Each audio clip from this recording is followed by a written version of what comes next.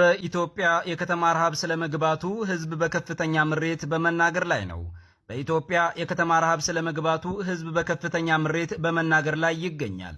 አዲስ አበባም በሚያምሩ ጎዳናዎቿ በረሃብ የተወለጉ ዜጎች የሚንከላወሱባት ሆናለች። በጉዳዩ ላይ የአዲስ አበባ ዘጋቢዎቻችን ያጠናቀሩት ዘገባ እንደሚከተለው ይቀርባል። የጉዳዩ ተከታታዮች እንደሚሉት በኢትዮጵያ በከተሞች የሚስተዋለው ረሃብ የረሃቡን ደረጃ ከ1977ቱ ረሃብ ወዲህ ለመጀመሪያ ጊዜ ሰዎች በቡድን በረሃብ መሞት የጀመሩበት አስከፊ ጊዜ ሲሉ ይገልጹታል።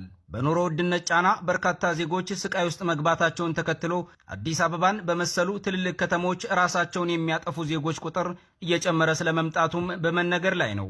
ይህን ተከትሎ በቀጣይ የህዝቡ አመጽ ከኑሮ ጫና ጋር የሚገናኝ እንደሚሆን ይጠበቃል የሚሉት አስተያየት ሰጪዎች አሁን ያለው የፋኖ ውጊያ ተራዛሚና ውስብስብ ቢሆን እንኳን በከተሞች ያለው የኢኮኖሚ ውድቀት ህዝብ ባገዛዙ ላይ እንዲያምጽ ያደርገዋል በማለት አስተያየታቸውን ሰጥተዋል። ኢትዮጵያ አይደለንም፣ እኛ የሱ ዜጋ አይደለንም። በተወለድንበት ሀገር የት እንድረስ? የት እንሄድ? ራብ አለቀ፣ ልጆቻችን ራብ አለቁ። ምን ብንሄድ ምንም መፍትሄ ልናገኝ አልቻልንም። እንዴት እንሁን? ለልጆቻችን ይረከቡ። ልጅ ከባድ ነው። በአሁኑ ሰዓት በጣም ነው የሚከብደው። እንኳን ለራስ በአሁኑ ሰዓት እኛ ለራሳችን አቅቶናል። ቁርስ አግኝተን የሰዎች ቁርስ ብናገኝ ማታ ወይ ምሳ እናገኝ፣ ምሳ ማናገኝበት ሰዓት አለን። አራስ ቤት አቅፈን አይነ ስውራን አለን፣ ደካማ አለ፣ በሽተኛ አለ። እኛ ግን ከምናገኘው ለልጆቻችን ነው እንጂ ለኛ አንልም።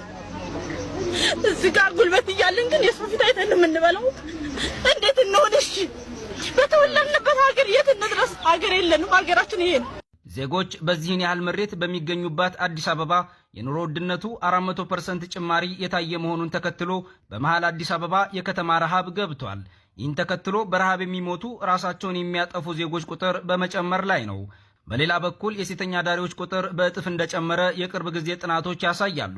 በአዲስ አበባ ከተማ ብቻ ባለፉት 3 ዓመታት 60 ሺህ አዳዲስ ሴተኛ ዳሪዎች ገበያው እንደተቀላቀሉ ከወራት በፊት ይፋ የሆነው የአዲስ አበባ ዩኒቨርሲቲ የሶሺዮሎጂ ትምህርት ክፍል ተማሪዎች ጥናት ያሳያል።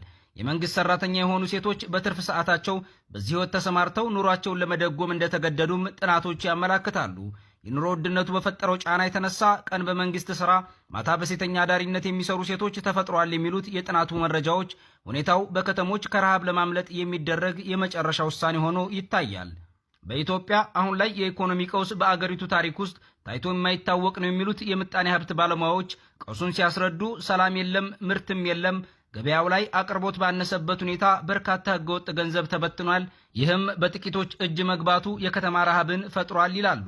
ምርት በሌለበትና ኢኮኖሚው በወደመበት ሀገር ገበያውን ያጥለቀለቁ እልፍ አላፍ የብር ወረቀቶች ጥቂት ምርቶችን ሲያሳድዱ የሚውሉት በአብይ አህመድ ህገወጥ የገንዘብ ህትመት የተነሳ ነው የሚሉት ባለሙያዎቹ በአጠቃላይ በአገሪቱ ሰላም ጠፍቷል፣ ስራ አጥነት፣ የተደራጀ ሌብነትና አፈና ተንሰራፍቷል ብለዋል። ወጥቶ መግባት የማይቻልበት ሁኔታ በመፈጠሩ ኢኮኖሚው ደምስሩ ተመቷል የሚሉት የምጣኔ ሀብት ባለሙያዎቹ በቀጣይ የከተማ ረሃቡ ከዚህም ሊከፋ እንደሚችል አስረድተዋል። የጣቢያችን ተንታኞች በበኩላቸው ከሰው ልጅ ህይወት በላይ የመንገድ ዘንባባ ክብር ባገኘበት አዲስ አበባ ዜጎች ዲሞክራሲያዊ መብታቸውን በትግል ለማረጋገጥ ፈራ ተባ ቢሉ እንኳን ጊዜ የማይሰጠው የኑሮ ሁኔታ ሳይወዱ በግድ ወደ አደባባይ እንዲወጡ ያደርጋቸዋል ሲሉ ሁኔታውን አስረድተዋል። የከተማ ረሃብን ዘንባባ በማሳየት ማስታገስ አይቻልም፣ በምሽት ባለመብራት ድሮን በማሳየት ሆድ በብልጭልጭ መብራት አይደለልም ያሉት ተንታኞቹ የሆድ ነገር ጊዜ የማይሰጥ በመሆኑ የከተማ ረሃቡ የከተማ አመጽ ይጋብዛል ሲሉ መጪውን ጊዜ ተንብየዋል።